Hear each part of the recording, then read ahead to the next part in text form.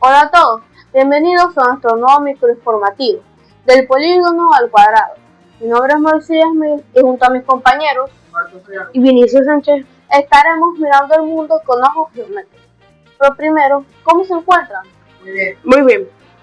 Bueno, lo que tenemos que tomar en cuenta ahora es todo lo que tenemos a nuestro alrededor. ¿Qué pueden observar? Yo puedo ver un triángulo por allá.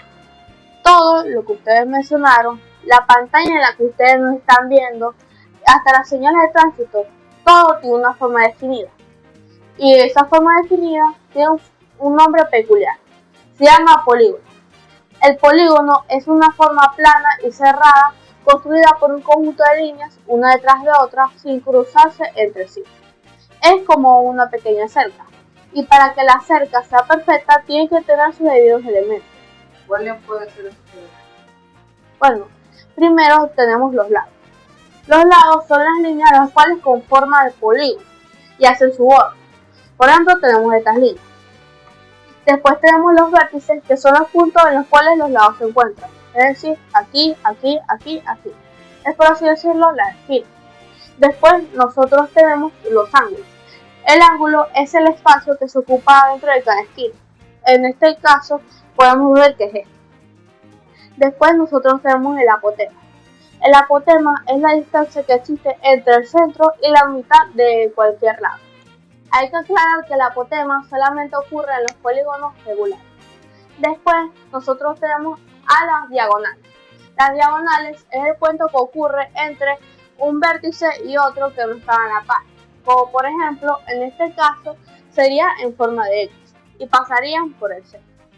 Pero ya sabemos que son las diagonales y el apotema y los otros elementos. Pero nosotros tenemos que saber las dos medidas maestras del polígono.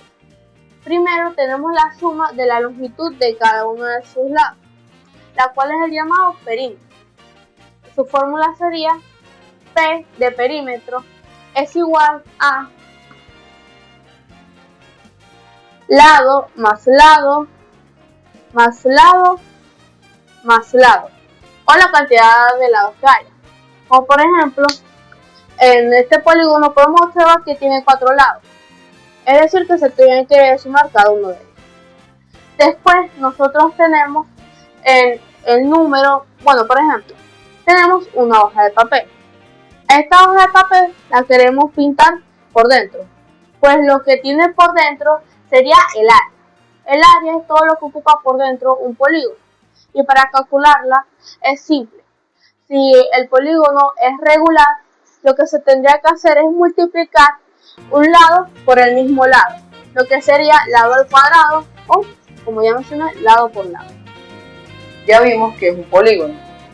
Ahora nos vamos a centrar, vamos a hacer un zoom, por así decirlo, a la rama más específica de su familia, que es el cuadrilátero.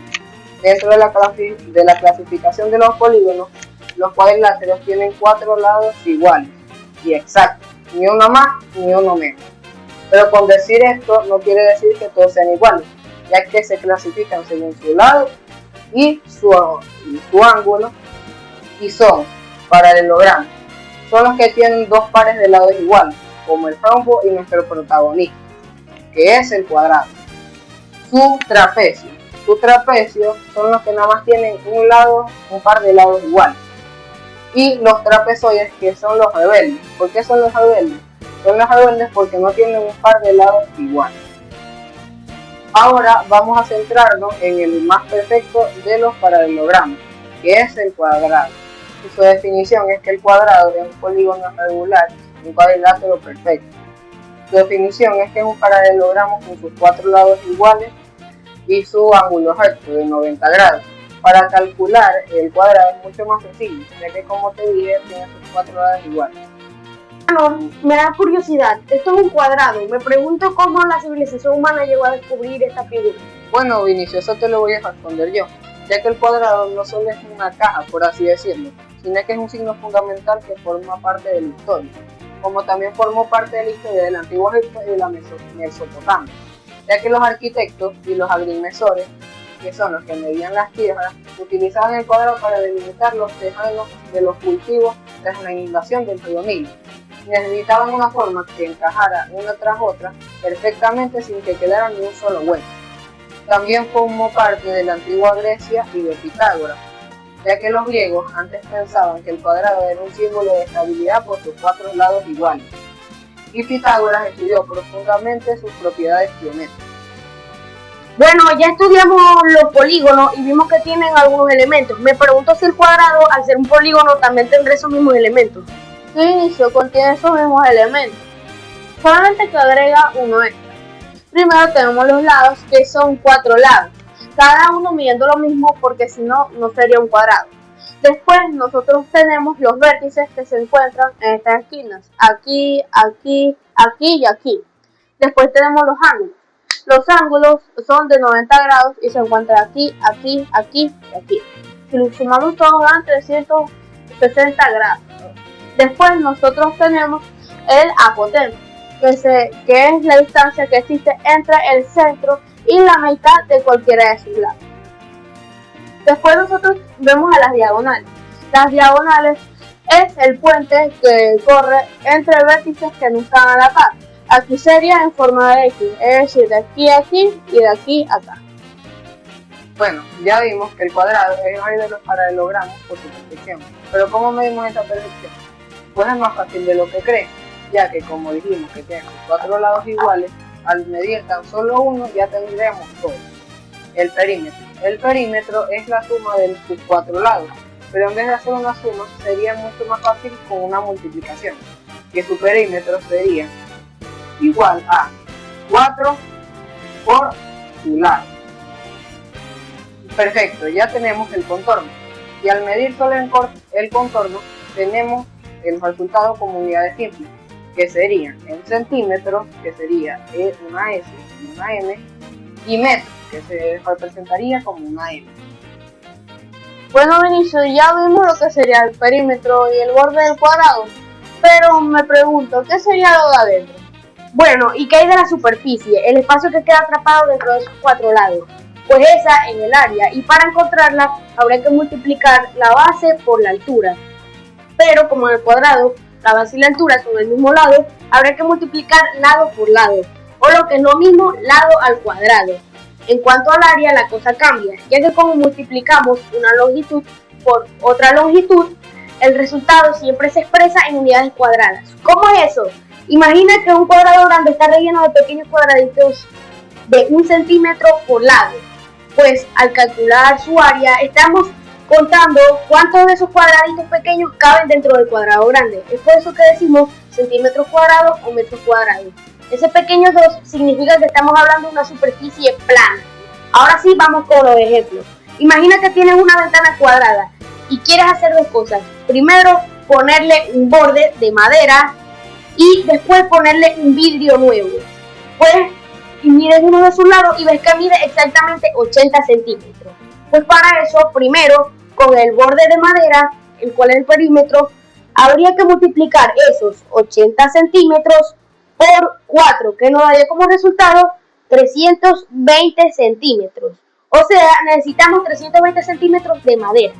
En cuanto al vidrio nuevo, el cual sería el área, habría que multiplicar estos 80 centímetros por 80 centímetros, que nos daría como resultado 6.400 centímetros cuadrados. ¿Vieron qué útil es la geometría en la vida real? Ahora vamos con otro ejemplo. Ahora imagina que tú tienes un monitor como este que podemos ver aquí y quieres hacer con él 2 cosas. Primero, conseguirle un protector de bordes para que no se rompa si se cae, y después conseguirle un protector de pantalla para que no se raye el vidrio.